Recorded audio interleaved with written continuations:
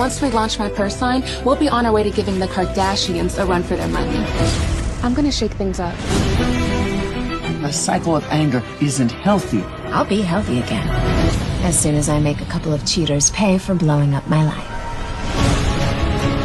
There were a number of times when you or a member of your family needed a favor.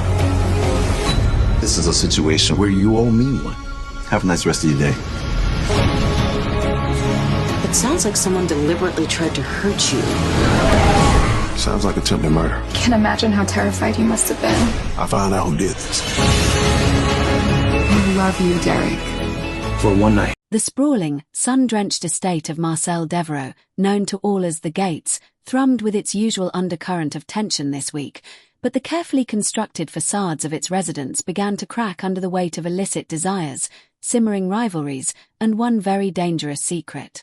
The manicured lawns and shimmering poolside scenes bore witness to emotional collisions that promised to send shockwaves through the community's fragile ecosystem. A discovery in the shadows: Hailey and Bill's fractured peace.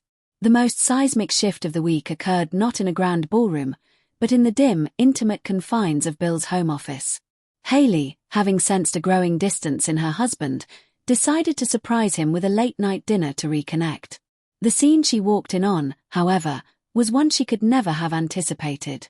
There, in the warm pool of lamplight, was Bill, not hunched over financial ledgers, but with his arms wrapped around a visibly distraught Daphnee.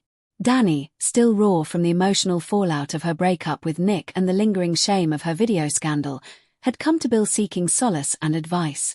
The embrace was, from their perspectives, a paternal, protective one. Bill, ever the pillar for those in his orbit, saw a young woman in pain and offered the comfort he would extend to a daughter. Daphnee, starved for stable, non-judgmental support, crumpled into it. But from the doorway, frozen in silent horror, Hailey saw only betrayal. The intimate setting, the late hour, the tightness of the hold, it painted a narrative far more damning than the truth. The confrontation was a masterclass in quiet devastation. Hailey's voice, when it finally came, was a sharp, cold whisper. "Explain this. Now."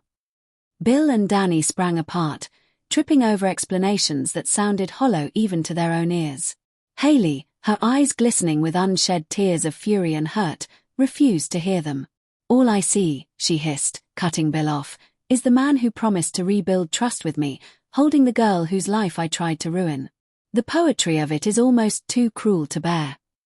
She turned a scathing look on Daphnee. "Get out of my house." Daphnee fled, leaving Bill to face the crumbling foundation of his marriage alone. Hailey's final words before retreating to a locked guest bedroom hung in the air: "You've just handed me every reason to never believe you again."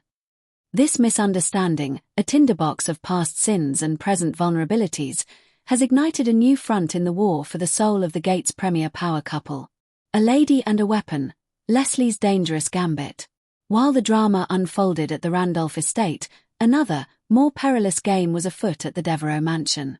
Marcel, increasingly paranoid about security threats and the stability of his empire, had taken to carrying a small, sleek handgun in a locked case within his private study.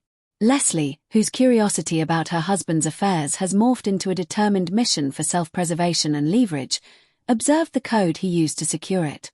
This week, seizing a moment when Marcel was distracted by a tense overseas call, Leslie slipped into the study. The air was thick with the scent of his cigar and the weight of his secrets. With trembling fingers but a heart steadied by resolve, she input the code. The lock disengaged with a soft click that echoed like a gunshot in the silent room. She lifted the firearm. It was heavier than she imagined, cold and final in her grasp. This was not the act of a woman planning a violent coup. It was one of a cornered animal securing a means of defense. Leslie is acutely aware that in the gilded cage of her marriage, knowledge is power, but possession of this symbol of Marcel's ultimate control is something else entirely. It is a terrifying equalizer. She photographed the gun before carefully returning it, the code now forever etched in her mind. The act has left her both empowered and deeply frightened. She holds a secret that could shatter Marcel's illusion of invincibility, but also one that, if discovered, could shatter her. A double-date dilemma, Nicole's play for normalcy. In stark contrast to the high-stakes intrigues of the older residents, The younger set provided a storyline laced with awkward charm and social maneuvering. Nicole, ever the resilient romantic determined to find light in the gate's shadows, has been steadily building a connection with Carlton, the charming and slightly mysterious new horticulturist working on the community grounds. Their conversations by the Rose Arbor have been a sanctuary of genuine interest and easy laughter. Buoyed by this budding romance, Nicole concocted a plan to force a much-needed détente between her best friend, Daphnee, and Daphanee's ex, Nick. Her proposal to Carlton was delivered with hopeful enthusiasm over iced teas by the community koi pond. "I was thinking," she began, her smile tentative, "what if we made it a double? You and me, Anne, Daphnee and Nick. A casual dinner. Maybe at that new Italian place in town." Carlton, who has been observing the complex social web of the gates with an outsider's keen eye, raised a thoughtful eyebrow. He understood Nicole's intention to sand down the jagged edges of the recent past, but also recognized its potential for disaster. "A double date with an explosive ex-couple as our chaperones," he replied, a gentle humor in his tone. "You don't believe in easy introductions, do you?"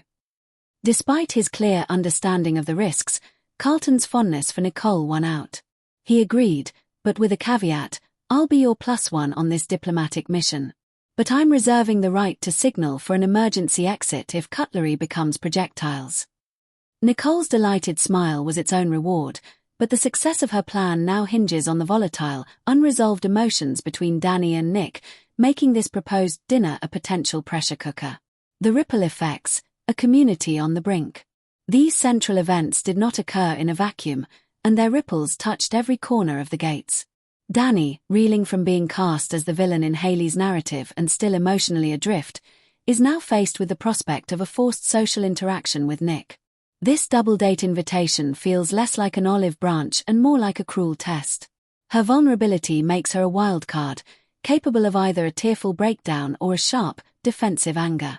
Nick, for his part, is wrestling with his own demons of regret and possessiveness. Hearing of the double-date plan from a mutual acquaintance, his reaction was a clenched jaw and a non-committal grunt. His attendance is far from guaranteed, and his potential presence threatens to reopen wounds for both himself and Daphnee. Bill Randolph now faces his most formidable opponent yet, his wife's justified, if misplaced, heartbreak. His attempts to apologize through the locked door fell on deaf ears. The man who fixes everything for everyone finds himself powerless to fix this, and his frustration may drive him to desperate or uncharacteristic actions. Marcel Devereaux, oblivious to the breach in his security, continues to operate with a tyrant's confidence. However, his dealings on the phone suggest external business pressures are mounting. The combination of outside threats and an unwittingly armed wife inside his own home creates a perilous juxtaposition. Leslie's act has irrevocably changed her. The knowledge sits inside her like a live wire. Every interaction with Marcel is now layered with this clandestine power. Her next move is unclear. Will she use the information as a private shield?